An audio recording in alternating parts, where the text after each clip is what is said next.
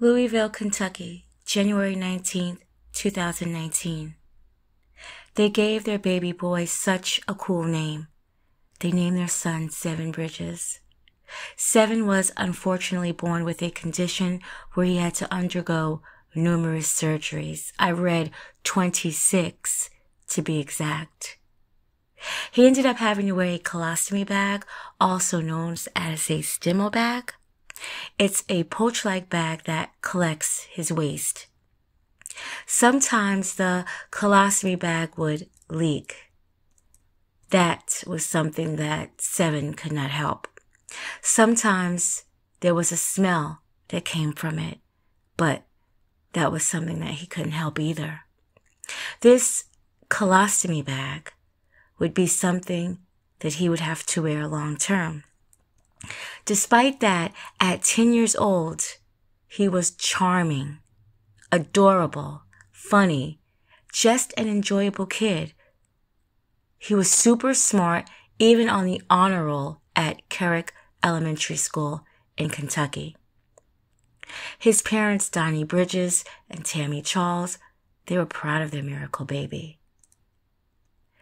I don't understand how strong he was. The children bullied him relentlessly for something he had no control over. They ridiculed him. They made fun of his health problems. They mocked his bag. They made fun of the smell. But still, Seven went to school every day, and he got good grades, regardless of what those no-home training children would do and say. In September of 2018, Seven was on the way home from school. He was sitting on the bus with a friend referred to as his bus buddy. Seven would tell his mother something terrible had occurred on the school bus. Another student was making fun of him and started to call him racist names. Seven was hurt by this, but it seems to me he was more hurt by the person he thought was his friend would do next. His friend suggested that Seven go and beat the boy up after the boy called him the N-word, but Seven did not want to do that. So his friend started to physically assault him by choking him. He couldn't believe that his friend would do that to him. Seven said, quote, "I still can't get him choking me out of my head. I was thinking I thought he was my friend," end quote.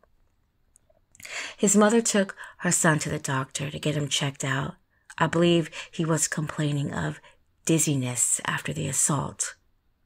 She posted a video about what her son was going through on social media, and it went viral. She directed her hurt and her anger to JCPS, Jefferson County Public School District. They took no accountability what was happening to her son daily. The fact that he was being ridiculed and now physically assaulted and now called racist words. She called out the principal of Seven's school for avoiding her, not trying to deal with what was going on and try to help her figure out the problem at school. She felt like she was being ignored. Her son was being ignored. The problem was being ignored. There wasn't even any paperwork, incident reports, nothing regarding her son's devastating altercation. The district would affirm the bus driver addressed the issue. He said there were no signs of injury to Seven, and he claimed a report was filed. But to my knowledge, it was never produced. They hadn't even shown their surveillance footage of the altercation on the bus so that Tammy Charles could see what was going on. Do you want to know what Seven did? What Seven said? He was such a brave child. He said, quote, "I know that I can get it out of my mind, and tomorrow is like a better day. I can still make friends with him," end quote. This boy was going through so much, but staying upbeat and positive, and still wanted to try to be friends with the other boy that assaulted him. The video that Tammy posted had thousands of people in support of her and Seven. Did you know people from all around the world who had colostomy bags were pulling out their bags and saying, quote, "bags out for Seven," and the hashtag 7Strong. This little boy did not even know he was instantly becoming a hero for so many. The bullied kids getting picked on because they may have health problems, but they do have a right to learn, just like any other student. They should not be teased or assaulted because they may appear different to somebody else. Tammy would come home from grocery shopping on January 19th, and her husband was at church at a choir meeting. It had just gotten too much for Seven. She would find her son in the closet dead. He had hanged himself. I can't even pretend I can imagine what this mother and father were going through. They said it was hard to go inside the room. They didn't want to see that. They couldn't believe their son had ended his life. At only 10 years old, he had chosen. He didn't want to live no more. He didn't want to be here anymore. Tammy decided she would take action and sue the school district. No, this wasn't going to bring her child back, but someone had to be held accountable. This could have been prevented. Her son should still be here. He had no one protecting him at school. To make matters worse, the insurance wouldn't even pay for Seven's funeral. He had died at his own hands, and there's a clause about suicide. People still touched by Seven's story, now in disbelief this little boy had passed away, would donate to a GoFundMe account to make sure that Seven was buried. Seven's parents buried their child. No parent should ever have to do that. Tammy was now on a mission. I'm not lying. This woman needs a movie about what her and her family had been through, and the excellence that she has accomplished, all while grieving for her son. Seven Bridges took his own life here in Louisville. His parents say that he was bullied, partly because he had to wear a colostomy bag. News of the 10-year-old's death spread quickly across the country as people on social media posted 7Strong and showed off their own colostomy bags. Shortly after his death, there were changes at JCPS, where he was the 8th student that took his life that year. Heather Fontaine is talking to his mother, who shares the impact she says this 10-year-old is still making. Can't think of anybody that I would want to be a part of this pain, this walk, this journey. It's been 1 year since Tammy Charles said goodbye to her son, Seven Bridges. Oh, we miss that dude. We miss him, we miss hugging him. But things like this remind us that he was here. His life was short, but this 10-year-old touched hearts around the world. 7Strong's story shared thousands of times, his face at the front of walks for suicide prevention. There are so many other Sevens that will live because of him. Days after his death, Seven's parents said they wanted to sue the school district that they believed didn't do enough to prevent the bullying that occurred months leading up to his suicide. But now, we will not be pursuing any litigation with JCPS. Tammy says changes came without having to go to court. Since his death, Jefferson County Public Schools made it easier to report bullying by clicking the B on their homepage. The district also held a Bullying and Suicide Prevention Summit and is making sure every school has a mental health professional inside. And I 100% believe that our son 7 was a big part of that. House Bill 190 also making its way through Frankfurt this week. It would put time requirements on investigations into bullying incidents and force schools across the Commonwealth to put procedures in place to prevent future bullying. I don't think that we have won the race by any stretch of the measure, but I do believe that we're well on our way. And for that, I can't be more grateful. Heather Fontaine, WHAS 11 News. She calls her son a superhero, but she's a superhero too. She just wanted to make sure that the children who are being bullied in the future have access that 7 didn't have. Tammy can't stop bullying from happening, but at least there's help when it does. Maybe things don't have to get as hard as it was for her child.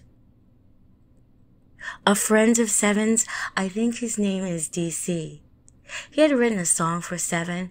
I'll play just a snippet of the video. Go. I love you, 7. I know you're in heaven. I just want to tell you I love you. I love you, 7. I know you're in heaven. I just want to tell you I love you. I hope you feel better. The Lord is taking care of you. I wish we could see each other. I know your mommy missing you, your daddy too. This was just too adorable to me. I mean, he was really singing his little heart out for his friend, and I really do believe that DC was a friend. Tammy Charles, what she did to get this situation changed in the school system was just so unbelievable to me. And I keep mentioning Tammy, but I know her husband was there. I know that he was supportive, and he deserves praise as well. I know it took a lot for them to get through this and stick it out and make sure that this was done on behalf of their son and their son's memory. To try to look into the future just to make sure that nobody else's child feels that this is an option that they have to take. I don't know this family. When I heard about 7 and his life, it just touched me like it did thousands and thousands of people. I wrote about this story on my Facebook page. I wanted my Facebook friends to know what was going on. I would write similar stories like this for years. Everyone would tell me to get a YouTube page. I just recently did it because I want people to know that these children were there. They were out there. These stories that I write about, they stay in my heart and they stay in my mind like these children do. I'm supposed to write from news articles and access only public information, but I did take a peek on Tammy Charles's page, and I'm glad I did. There was this video. It was a few years after her son's death, and it was his friend DC.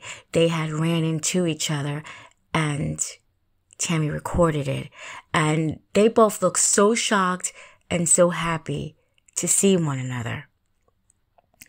She actually had asked him, she said, "Do you ever think about 7?" And I can tell her eyes was tearing up, and he responded, "Every day."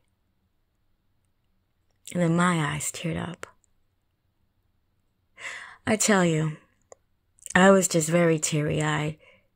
It was hard not to. It was really a sweet moment, and I'm glad it was captured. If Tammy Charles ever comes across my video dedicated to her son or any of her family members, just let her know that her son's not forgotten.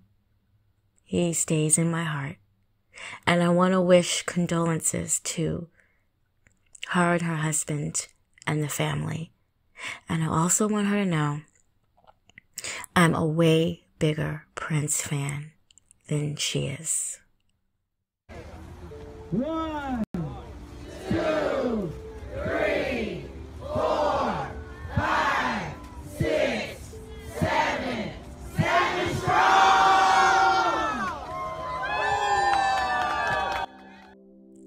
So 7 Charles Thomas Bridges. We understand you had a difficult life, but you kept your head high and a smile on your face. I'm sorry you were hurting in the end and you felt like this was your only option. Your parents will make sure that other kids who have fallen in your shoes will have options. Gone but never forgotten. Rest in peace, 7.